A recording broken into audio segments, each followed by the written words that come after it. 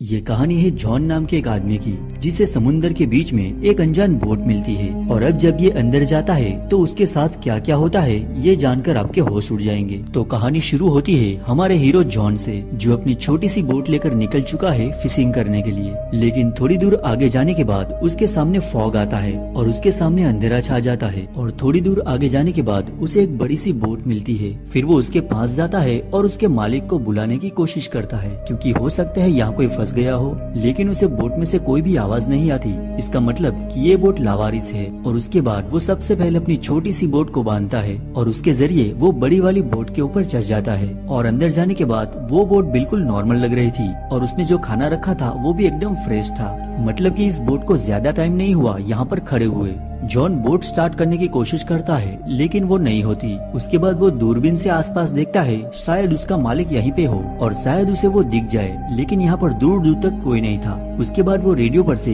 Control room में message भी भेजता है कि कोई एडवेंचर बोट यहाँ पर फंसी हुई है और कोई मुझे सुन रहा है तो प्लीज मुझे आवाज दे। लेकिन सामने से कोई भी रिप्लाई नहीं आता। और उसके बाद वो वापस डेट पर जाता है और वहाँ पर जाने के बाद उसके होश उड़ जाते हैं, क्योंकि उसकी छोटी सी बोट वहाँ से गायब हो चुकी थी। लेकिन उसने तो अपनी बोट बांध कर रखी थी, तो आखिर वो गायब कैसे हो गई? और ये देखकर उसका दिमाग फटने लगता है। ऊपर से ये बोट बंद है और उसकी बोट भी गायब हो चुकी है। उसके बाद वो मैप में देखने की कोशिश करता है कि आखिर वो किस जगह पर फंसा हुआ है, लेकिन उसे कुछ भी पता नहीं चलता, क्योंकि यहाँ पर आसपास बिल्कुल पानी ही पानी है। उसके बाद वो दोबारा इंजन रूम में जाता है और उसे ठीक करने की कोशिश करता है और उसके छूटे ही बोट का इंजन स्टार्ट हो जाता है। और यहाँ पर ये बात उनके साथ अच्छी हुई थी। फिर वो दोबारा कंट्रोल रूम से कांटेक्ट करने की कोशिश करता है, लेकिन फिर से उसे नाकामी हाथ लगती है। अब थोड़ी ही देर में उसे टॉयलेट लग जाती है। अब वो सोचता है कि चलो नीचे जाने से क्या फायदा, यही ऊपर कर लेते हैं। लेकिन वो जैसे ही टॉयलेट करने की कोशिश करता है उसे एक जोर से धक्का लगता है और वो पानी में गिरने ही वाला होता है। लेकिन सही मौके पर वो स्टील के हैंडल को पकड़ लेता है और समुद्र में गिरने से बच जाता है,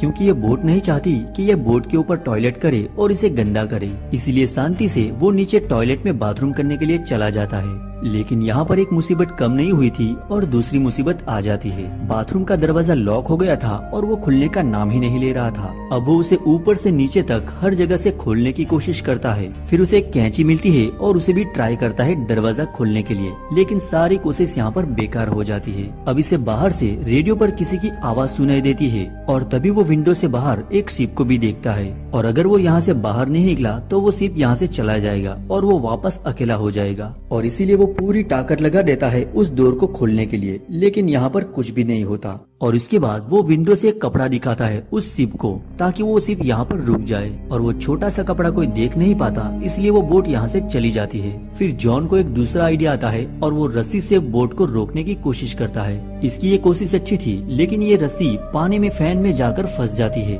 और दूसरा भाग जॉन के गले में अटक जाता है। वो रस्सी खींचती जा रही थी और जॉन का गला भी दबता जा रहा था। और एक समय ऐसा आता है कि जब जॉन मरने ही वाला था, लेकिन वो जैसे तैसे करके वो रस्सी को अपने गले से निकाल देता है और वो मरते मरते बच जाता है। लेकिन तभी वो शिप उसकी छोटी सी बोट से जाकर टकराती है और उसे काफी चोटें भी आती है। और जब वो खुद को शीशे में देखता है तो उसकी हालत बिल्कुल खराब हो चुकी थी और ऐसा लग रहा था कि उसने गलती कर दी इस बोट के ऊपर आकर। और अब वो ज्यादा ताकत लगाता है उस डोर को खोलने के लिए, लेकिन ऐसा लगता है कि किसी ने उस डोर को पकड़ रखा है और वो खुलने का नाम ही नहीं ले रहा था। उसके बाद जॉन को भूख और प्यास भी लगी थी। तभी वो शावर से पानी पीने की कोशिश करता है, लेकिन शावर में भी पानी खत्म हो चुका था। और तभी उसकी नजर फर्श पर पड़ती है। अब बोट में टक्कर की वजह से छेद हो गया था और उसमें पानी भरने लगा था और अब वो उसी पानी को पीने लगता है। लेकिन वो इन सभी चीजों से परेशान हो चुका था और उसे ऐसा लग रहा था कि इस बोट में कोई ना कोई इंसान मौजूद है। फिर वो उसे रोते हुए रिक्वेस्ट करता है कि प्लीज मुझे यहाँ से जाने दो,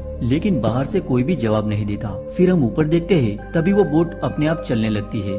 फिर धीरे धीरे रात हो जाती है, लेकिन जॉन अभी तक वहाँ फंसा हुआ है। तभी उसके सामने तेज तूफान और बारिश आ जाती है और उस तूफान की वजह से उसकी बोट पूरी तरह से हिलने लगी थी और उस जगह भी पानी भरना शुरू हो जाता है जहाँ पर जॉन फंसा हुआ था। और जॉन की समझ में नहीं आ रहा था कि अब वो क्या करे, और इसीलिए वो चुपचाप वहाँ पर सो जाता है। और जब उसकी आंख खुलती है तो वो तूफान शांत हो चुका था, लेकिन जॉन की उंगलियां बैठे बैठे अकड़ गई थी और उसके कंधे तक पानी भरा था। और वो एक बार फिर से कोशिश करता है कि वो डोर वहाँ पे खुल जाए और इस बार वो पानी के नीचे जाता है और देखता है कि गेट तो पहले से खुला है, किसी ने उस गेट को खोल दिया था और वो जोर से धक्का देता है और वो सीधा दरवाजे से बाहर आ जाता है। उसके बाद वो सबसे पहले पानी के ऊपर जाता है और खुली हवा में सांस लेता है। उसे समझ में नहीं आ रहा था कि एक्चुअल में इस बोट पर हो क्या रहा है। उसे लगता है कि किसी आत्मा ने इस बोट को अपने वश में कर लिया है और उसे चला रही है।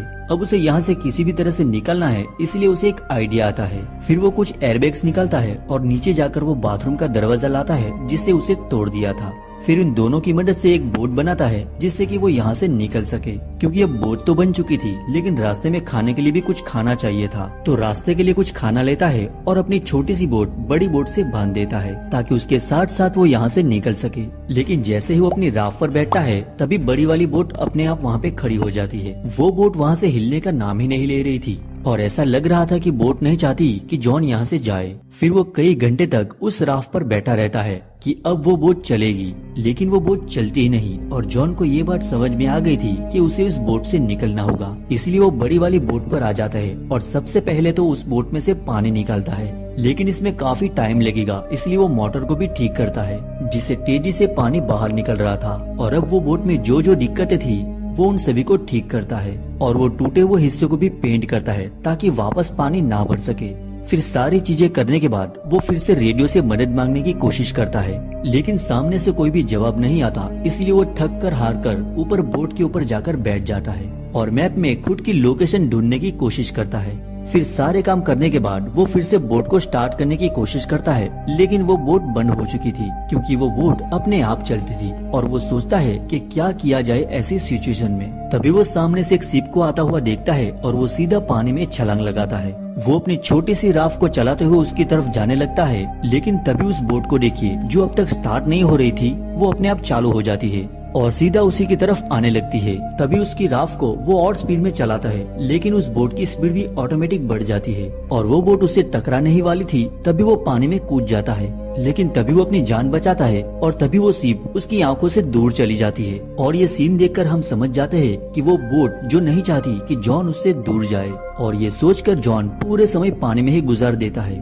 लेकिन उस पानी में शार्क भी मौजूद है और सबसे बड़ी मुसीबत है ठंडा पानी, और उसे ना चाहते हुए भी उस शिप पर वापस आना पड़ता है। अब वो ठंडे पानी से कांप रहा था, इसलिए वो सीधा नीचे जाकर ब्लैंकेट ओढ़कर सो जाता है। और जब उसकी आंखें खुलती है तो वो देखता है कि वो बोट चले जा रही है, लेकिन उसे पता नहीं कि वो कहाँ जा रहा है। उसके बाद वो वापस बोट के ऊपर जाना चाहता है, लेकिन फिर से वो मेन गेट बंद हो जाता है। अब वो पूरी तरह से फ्रस्ट्रेट हो चुका था क्योंकि वो जब से इस बोट पर आया है उसके साथ कुछ न कुछ गलत हो रहा है।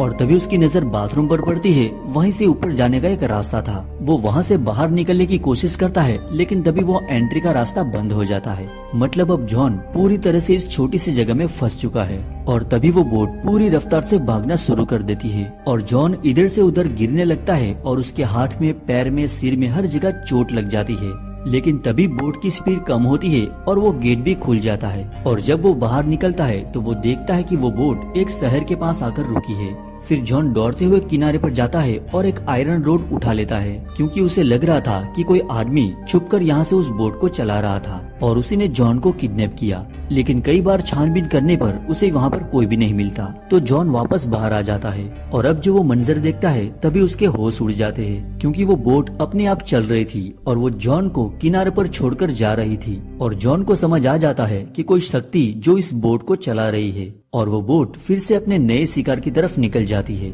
फिर जॉन उस जगह की सबसे ऊंची चोटी वाली जगह पर जाता है और समुद्र को देखता है और फिर से यहाँ से बाहर निकलने की कोशिश करता है, लेकिन घूम फिर कर वो वापस वहीं आ जाता है। और तभी उसे अपनी बोट मिलती है जो वो लेकर समुद्र में गया था पहली बार। और ये बोट वापस किनारे पर कैसे आई और उस बोट में क्या था, इसी सस्पेंस के साथ ये मूवी यहाँ पर खत्म हो जाती है। इसका रीजन क्या होना चाहिए आप मुझे नीचे कमेंट करके जरूर बताइएगा। तो दोस्तों, अगर आपको ये एक्सप्लेनेशन पसंद आया हो तो वीडियो को लाइक और चैनल को सब्सक्राइब करना बिल्कुल भी नहीं भूलिएगा। और हमने बाकी और भी मूवी को एक्सप्लेन किया है, आप जाके उसे भी देख सकते हैं।